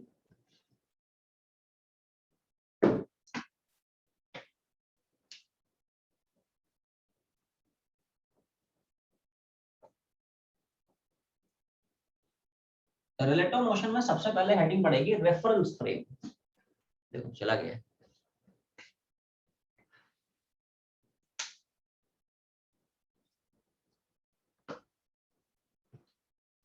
रिलेटिव मोशन में सबसे पहले तुम लोग हेडिंग बनाओ। क्या हेडिंग बनेगी? क्या? Reference frame. ऐसे पढ़ते चलो, पढ़ाते चलते हैं।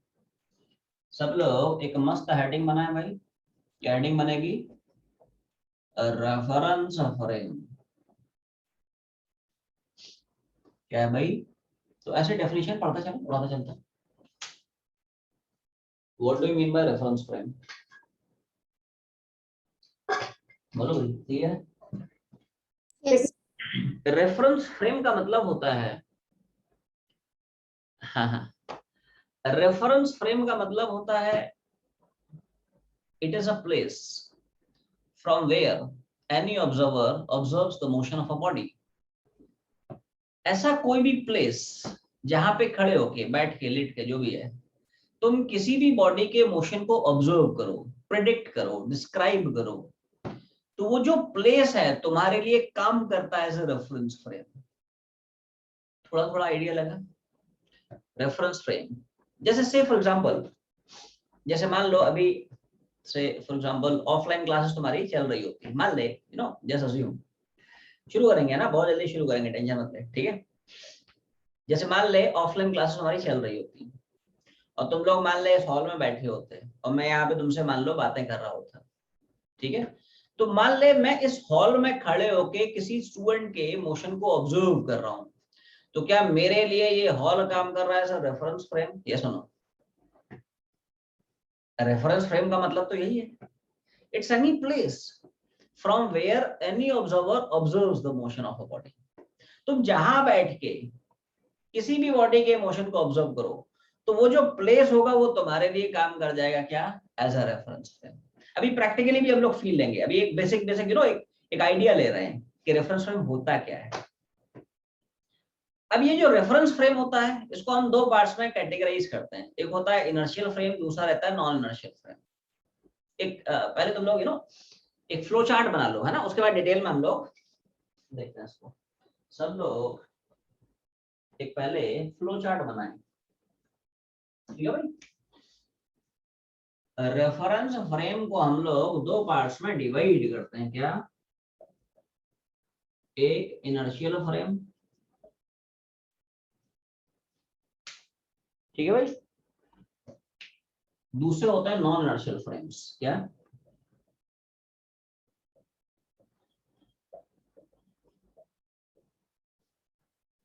इनर्शियल फ्रेम को हम कभी कभी नॉन एक्सलेटिंग, पहले लिख लो है ना, फिर मैं तुम लोगों को एक्सप्लेन करता हूँ, नॉन एक्सलेटिंग फ्रेम भी बोलता है।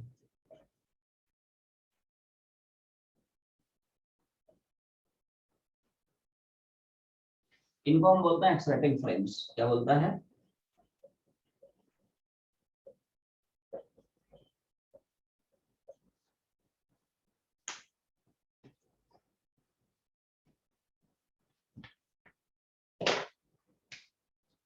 इसको फर्दर दो पार्ट्स में कैटेगराइज करते हैं।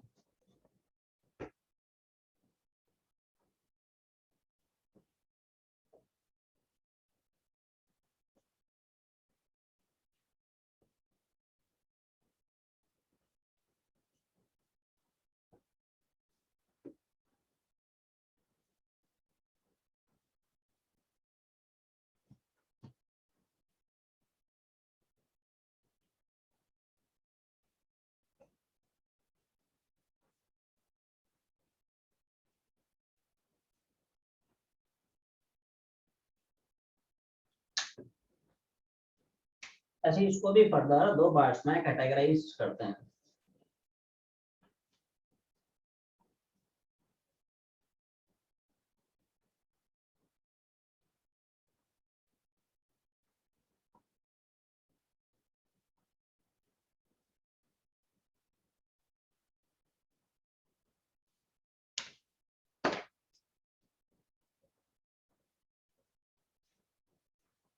देख रहे हैं?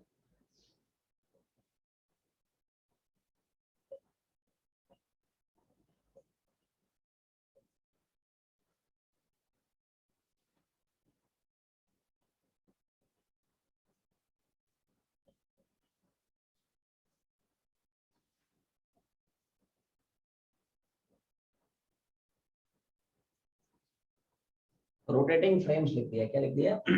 Rotating frames.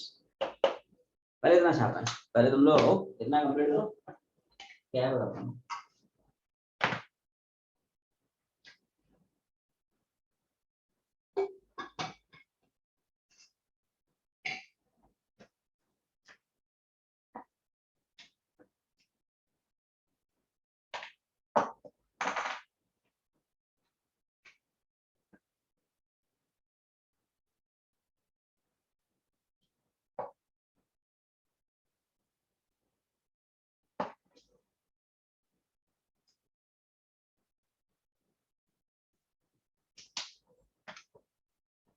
बोलो भाई कितना होगा? Yes, sir.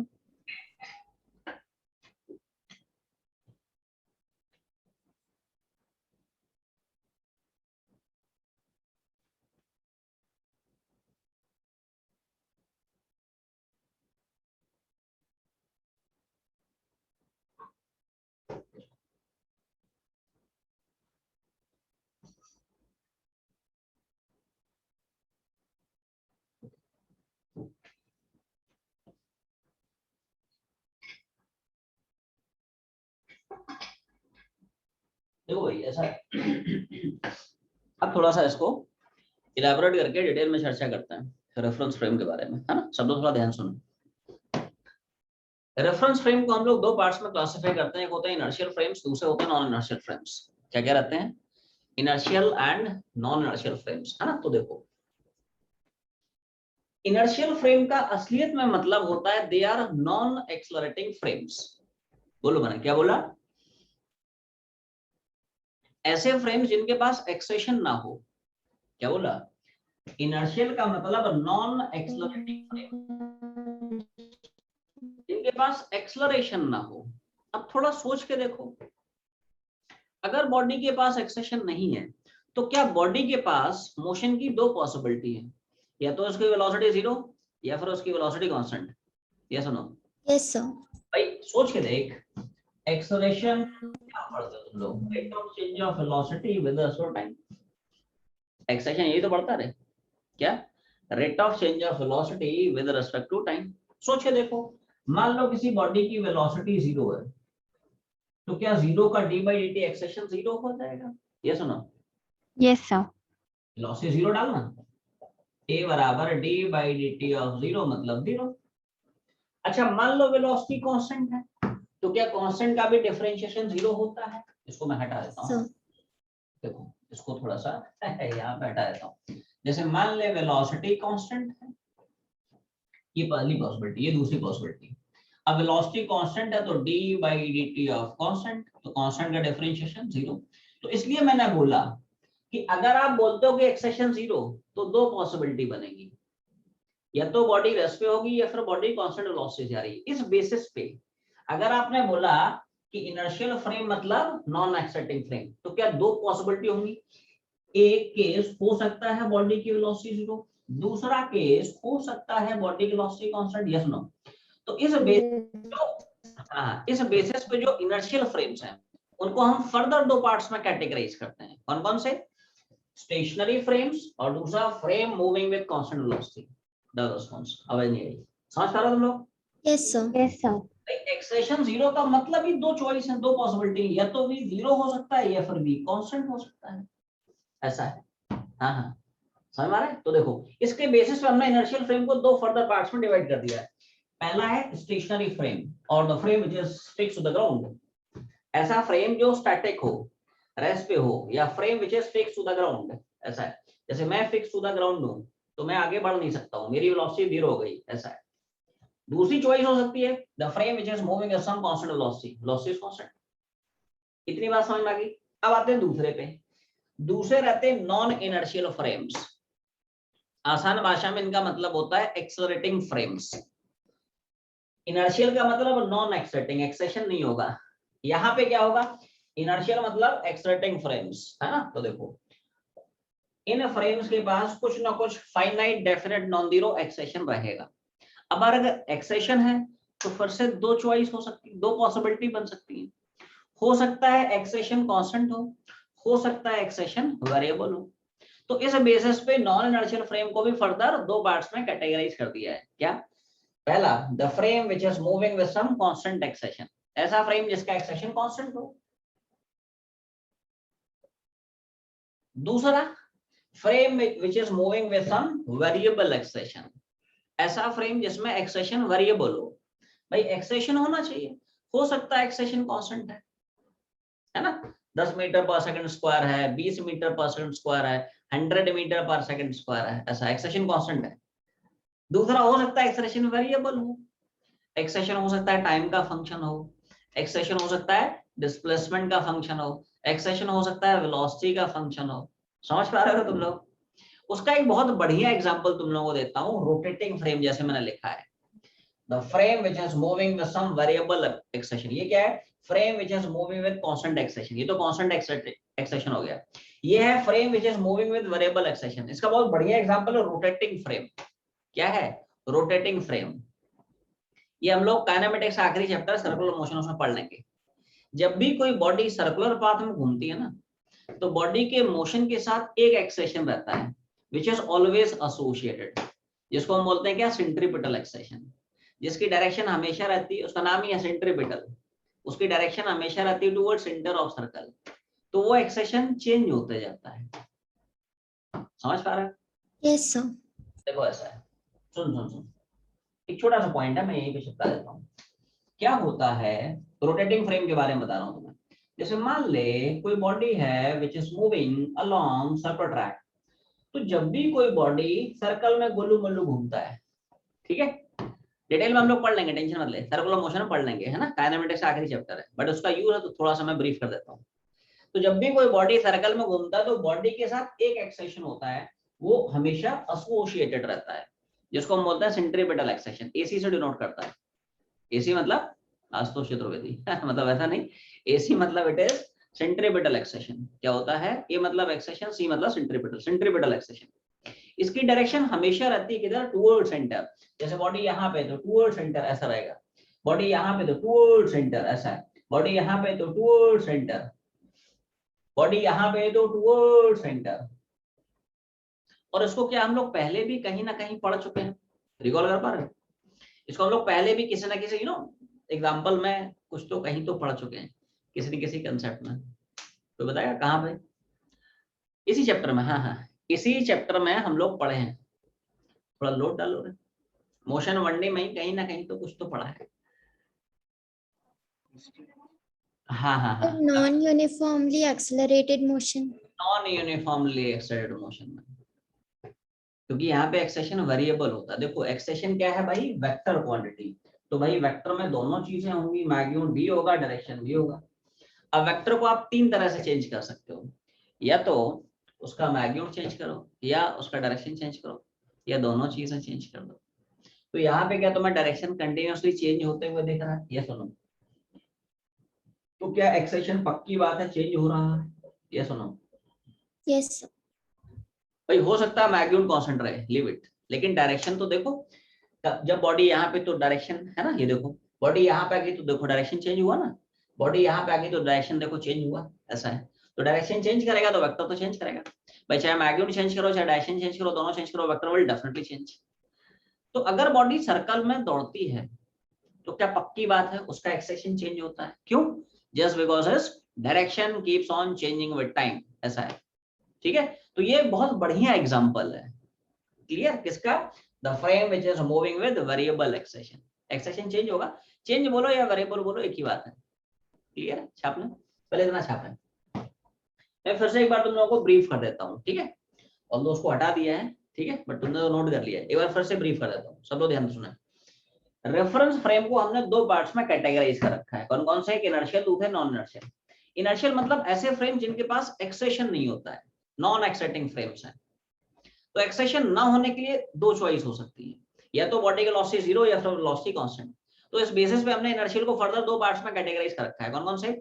एक स्टेशनरी फ्रेम, दूसरे frame which is moving with constant velocity. देख, stationary frame, frame moving with constant velocity, ठीक है।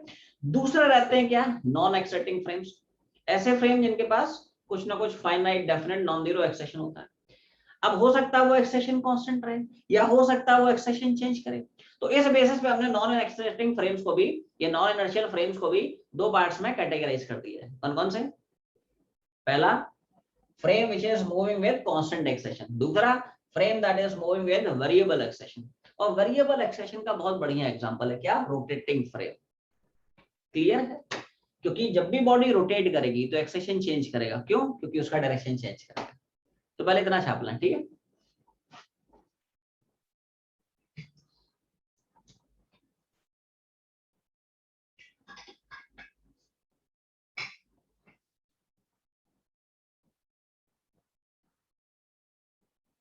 बोलो भाई, कितना हो गया? Yes, sir. कितना छाप लिया? इन कंडीशंस को भी नोट करता है ना कि एक्सेशन अगर जीरो है एक्सेशन अगर जीरो है तो दो पॉसिबिलिटी है ना, वेलोसिटी हो सकता है जीरो, वेलोसिटी हो सकता है कांस्टेंट, है ना? और इसको भी नोट कर लेना, रोटेटिंग फ्रेम में एक्सेशन कैसे कैसे चेंज करता है। तो एक छोटा सा तुम लोगों को एग्जांपल समझाता हूँ एक छोटे से एग्जांपल के आपसे थोड़ा सा फील कराने की कोशिश करता हूँ। राइट, ये सब है क्या? स्टेशनरी फ्रेम है ना, frame moving with constant velocity, constant acceleration या रोटेटिंग फ्रेम, है ना? तो एक छोटा सा तुम लोगों को एग्जांपल देके फील कराने की कोशिश करता हूँ। जैसे मान लेते हैं, जैसे मान लिया जाए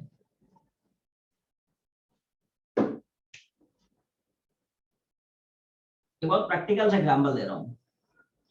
जैसे मान ले कोई ऑब्जर्वर है ना, कार में बैठा है खड़ा है, मतलब बैठे बैठे बोर हो गए ठीक है।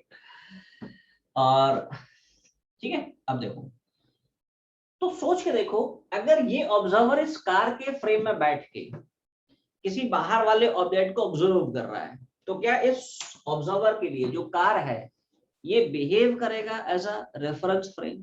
यस और no? Yes, sir. Reference frame का मतलब क्या है?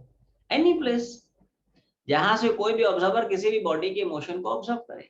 तो जैसे मान ले ये ऑब्जर्वर इस कार में बैठे किसी भी बॉडी के मोशन को ऑब्जर्व करता है। जैसे मान ले ये बॉडी है, इस बॉडी के मोशन को वो ऑब्जर्व कर रहा है, तो इस ऑब्जर्वर के लिए कार बन जाएगा एज अ रेफरेंस फ्रेम। जैसे मान ले कार जो है स्टैटिक है, राइट? कार का मान ले इंजन खराब हो गया अब बहुत कोशिश के बाद भी वो बैठा हुआ है, ठीक है?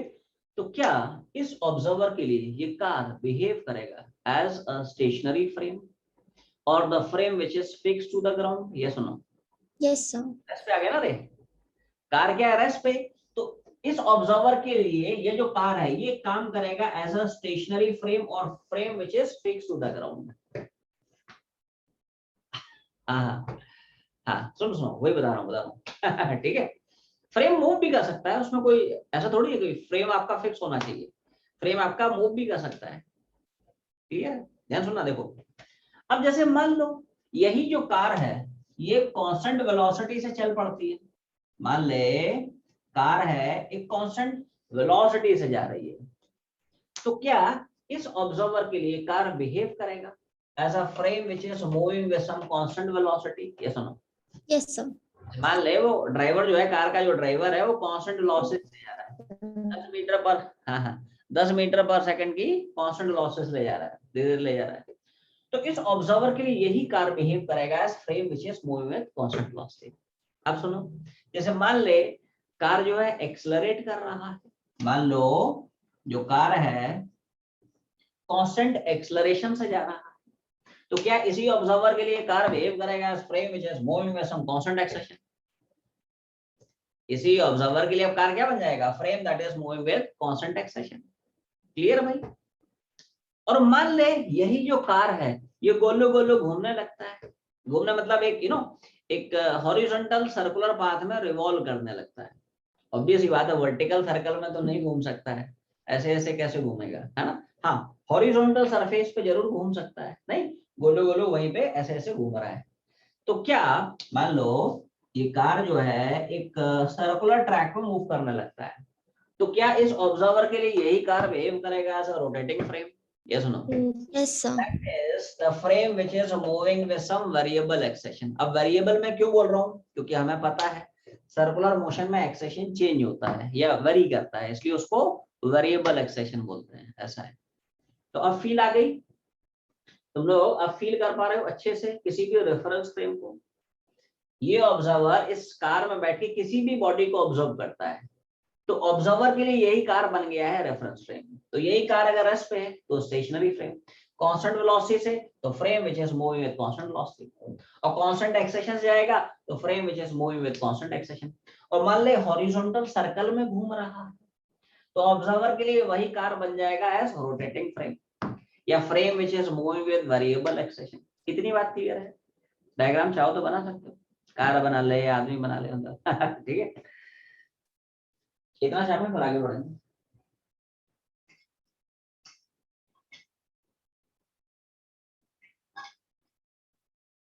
बस 10 मिनट और है ना, तो छुट्टी करो।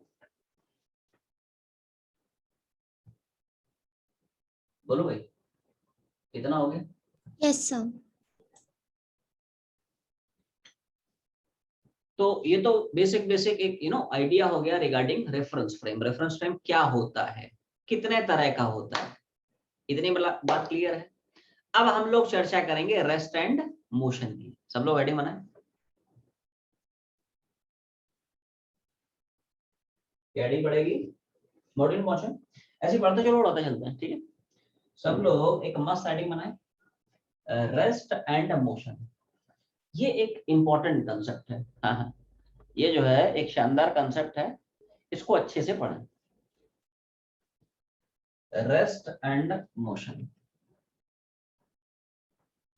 बोलो भाई, समझ पा रहे तुमको? Rest and motion.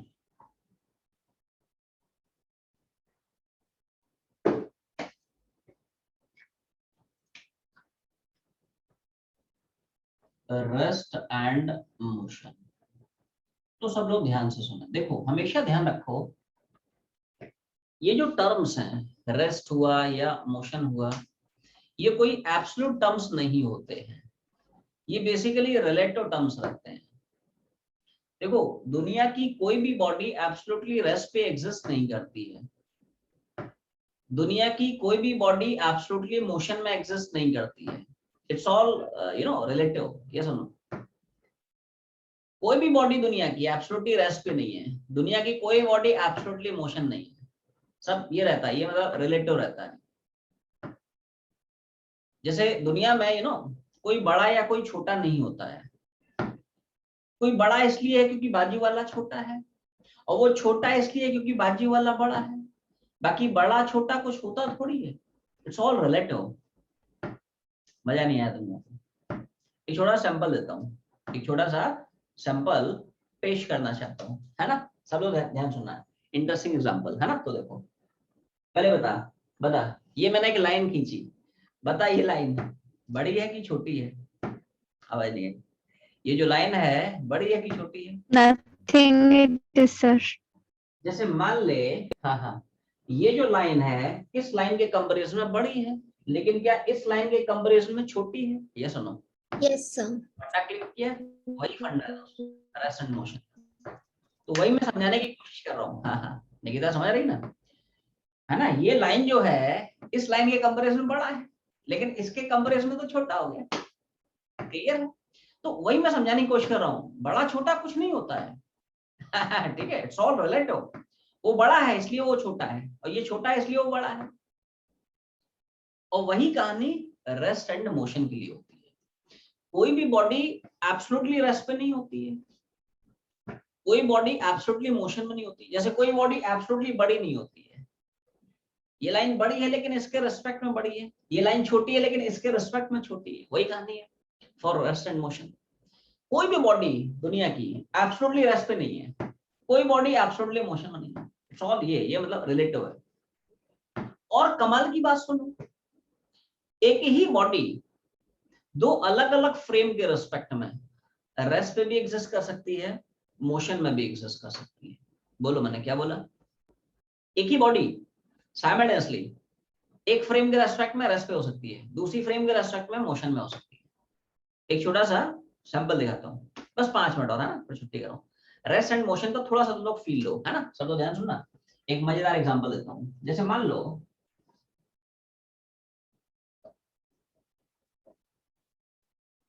एक बस है, मूविंग बस है ना, नो डाउट। कैसे जा रही है फर्क नहीं पड़ता है, कांस्टेंट वेलोसिटी से, कांस्टेंट एक्सेलेरेशन से, वेरिएबल एक्सेलेरेशन से जा रही है बस, इतना है। तो देखो समझ लो है ना, समझ लो बाद में अपना कंसेप्ट पकड़े, ठीक है। कंसेप्ट को थोड़ा सा पकड़ने की तुम लोग कोशिश करना। मेरी ड्राइंग पे बहुत ज्यादा ध्यान मत देना, मेरी ड्राइंग थोड़ी धुआंधार है ना, ड्राइंग के लिए मुझे माफ करना है ठीक है। भावनाओं को समझे, भावना बिल्कुल है ना, एकदम प्योर है, ठीक है राइट। तो तुम लोग जो है ड्राइंग पे ज्यादा दिमाग लगाना मत, है ना, मैं ऐसे ही बना देता हूँ जैसे समझ में आता है। तो देख, मान ले मेरे पास 3 ऑब्जर्वर हैं, ये भाई साहब मिस्टर एक्स है, ये मान लो पड़ोसी मिस्टर वाई है, और ये मान लो मिस्टर जेड है, ठीक है। ये भाई साहब मान लो स्टार्टेक है, और ये दोनों तो ऑफ कोर्स है ना बस में है। तो क्या जो वेलोसिटी बस की होगी वही तो इन दोनों ऑब्जर्वर की होगी, ये सुनो भाई, ऐसा थोड़ी होगा रे, बस चला गया दोनों आदमी वहीं पकड़े ऐसा हो सकता है क्या बस चला गया वहीं खड़ा है, ऐसा तो है नहीं। बस जा रहा है तो बस के अंदर जो भी है सब जा रहा है, ठीक है। अब ध्यान से सोचो तुम लोग, है ना, इट्स वेरी अमेजिंग, है ना, वेरी इंटरेस्टिंग। जैसे मान लो मैं जेड के पास जाता हूँ और पूछता हूँ कि क्यों मिस्टर जेड, तुम्हारा एक्स के बारे में क्या ख्याल है। क्या बोला, मैं जेड के पास गया और मैंने पूछा क्यों मिस्टर जेड, तुम्हारा एक्स के बारे में क्या ख्याल है। तो जेड क्या बोलेगा, बोलेगा एक्स बहुत अच्छा है लेकिन मोशन में है। कंसेप्ट पकड़ना है ना, कंसेप्ट पकड़ने की कोशिश करना थोड़ा सा, है ना कंसेप्ट एक बार पकड़ में आ गया ना तो रिलेटिव मोशन में मजा ही मजा है, ठीक है इधर देख, अगर मैं जेड के पास जाता हूँ पूछता हूँ बता एक्स के बारे में क्या ख्याल है, तो जेड क्या बोलेगा कि एक्स बहुत अच्छा है लेकिन मोशन में मूव कर रहा है। अब उल्टा, जैसे मान ले मैं वाई के पास जाता हूं, पूछा बता तुम्हारा एक्स के बारे में क्या ख्याल है, तो वाई क्या बोलेगा, बोलेगा एक्स बहुत अच्छा है लेकिन कुछ करता नहीं है। कुछ करता नहीं मतलब रेस्ट पे है, ये सुनो। Yes, sir. फिर सुनो, मैं जेड के पास गया, पूछा बता एक्स के बारे में क्या है ख्याल है, तो बोलेगा एक्स अच्छा है लेकिन मोशन में है। लेकिन वही अगर मैं वाई के पास जाता हूँ, पूछता हूँ क्यों मिस्टर वाई, तुम्हारा एक्स के बारे में क्या ख्याल है, बोलेगा बहुत अच्छा है लेकिन कुछ करता नहीं है, रेस्ट पे है।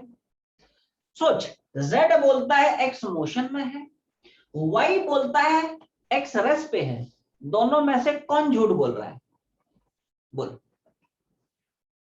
Z बोल रहा है X क्या है मोशन में, Y बोल रहा है ना ना ना ना ना ना ना ना ना ना मोशन में नहीं है, बोलता है ना ना ना वो तो है ना रेस्ट पे है। दोनों में से कौन झूठ बोल रहा है, सोच के देख।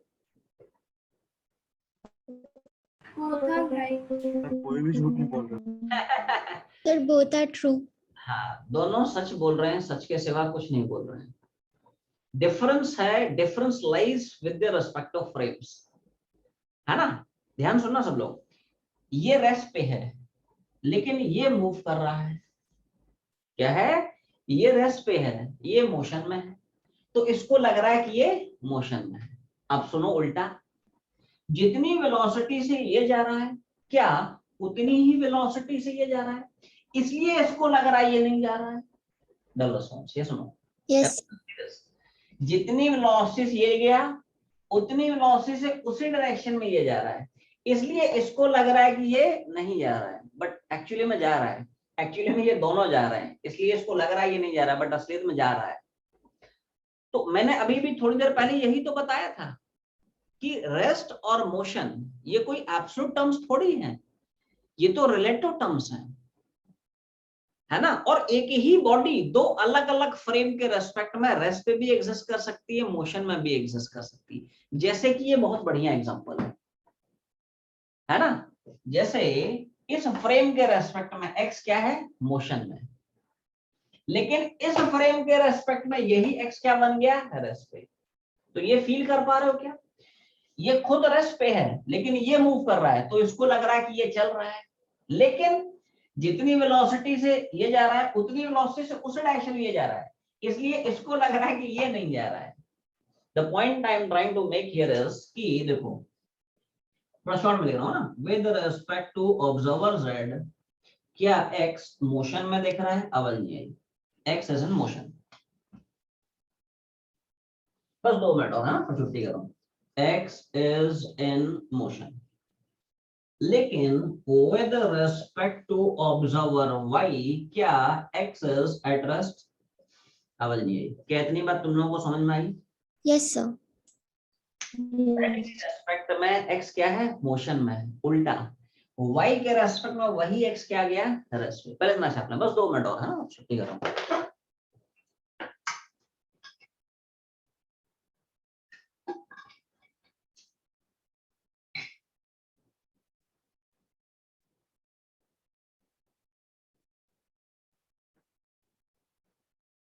डायग्राम बना ले, बस बना ले, आदमी बना ले, आदमी जैसा मतलब कुछ भी बना ले, ठीक है? बोलो भाई, इतना छाप लिया? Yes, sir. Yes, sir. अब इसी में, हाँ हाँ छाप लिया।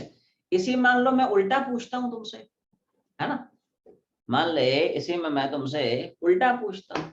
जैसे मान लो मैं पूछता हूँ कि बता x के रेस्पेक्ट में x के रेस्पेक्ट में बता z रेस्ट पे है कि मोशन में है? x के रेस्पेक्ट में z रेस्ट पे है कि मोशन में है? आवाज नहीं आई। मोशन में से हाँ देखो देखो सब कुछ रिलेटिव है दोस्तों, रिलेटिव। सोच रहे ये जा रहा है तो इसको लगेगा कि ये आ रहा है। It's all relative. जैसे यू नो इस तरह की चीजें क्या तुमने फील की हैं? जैसे if you are sitting inside a moving train, है ना, और ट्रेन से जैसे बाहर तुम देखते हो, बाहर के जो पेड़ पौधे हैं, जो क्लाउड्स हैं, क्या तुम्हें अपोजिट डायरेक्शन में आते हुए अपीयर करते हैं? Yes, sir. है ना? ये सब चीजें ऑब्जर्व की है क्या तुमने? या ये सब चीजों में ध्यान कहाँ जाता है? और भी बहुत सारी चीजें, ये सब चीजें ऑब्जर्व की तुमने? जैसे ट्रेन तुम्हारा जा रहा है ना, बाहर मान ले पेड़ पौधे हैं, क्लाउड्स हैं, सन है, मून है, तो क्या वो तुम्हें अपोजिट डायरेक्शन में मूव करता हुआ अपीयर होता है? ये सुनो, Yes, sir. वही कहा, है ना? It's all relative actually. इसलिए मैंने पहले ही बताया रेस्ट और मोशन ये एब्सोल्यूट टर्म्स होते ही नहीं है, ये सब रिलेटिव है ना? देखो ऑल्दो ये जा रहा है, ये कहीं जा नहीं रहा है, लेकिन इसको ऐसा लगेगा कि ये इधर आ रहा है। It's all relative. जैसे मान लो मैं इधर दौड़ रहा हूँ तो मुझे ऐसा लग रहा है कैमरा उधर जा रहा है। ये सुनो, क्या फील कर पा रहे हो जो मैं बोल रहा हूँ?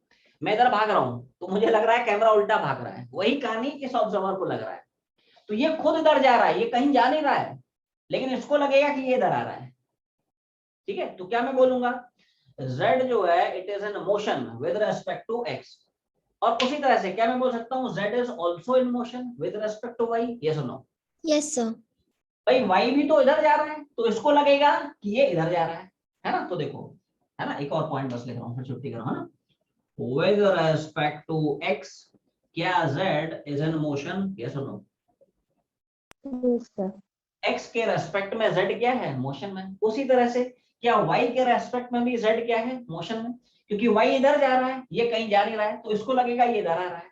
इट्स ऑल रिलेटिव एक्चुअली, है ना? तो देखो with respect to observer y z is in motion as well। तो पहले इतना छापना सब लोग, ये एक बेसिक आइडिया है ना? तो अभी तुम लोग ध्यान रखो कि जो रेस्ट और मोशन होते हैं ये एब्सोल्यूट टर्म्स नहीं होते हैं, ये सब कुछ रिलेटिव होता है। Very interesting outcome. क्या रेस्ट और जो मोशन है ये एब्सोल्यूट टर्म्स नहीं होते हैं, क्या रिलेटिव टर्म्स होते हैं। क्लियर है? और एक ही बॉडी दो अलग अलग फ्रेम के रेस्पेक्ट में साइमल्टेनियसली रेस्ट पे भी हो सकती है, मोशन में भी एग्जिस्ट कर सकती है। जैसे x y के रेस्पेक्ट में तो रेस्ट पे है, लेकिन वही x z के रेस्पेक्ट में मोशन में है। ठीक है, छाप लें, छुट्टी करता है।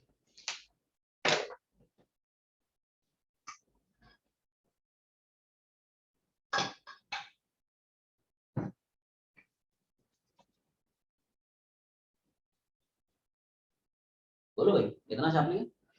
Yes, sir. चलो बहुत अच्छे। तो आज की जर्नी हम लोग यहीं पे वाइंड अप करेंगे, इसको नेक्स्ट क्लास से करते हैं कंटिन्यू। तब तक ग्राफ्स का जो सीडीएस है अच्छे से बनाए, पढ़ाई करते रहें। All the very best. चलो भाई, बाय बाय एवरीवन, शुभ रात्रि, शुभ रात्रि। Thank you sir. Thank you, sir. Thank you, sir. Thank you, sir.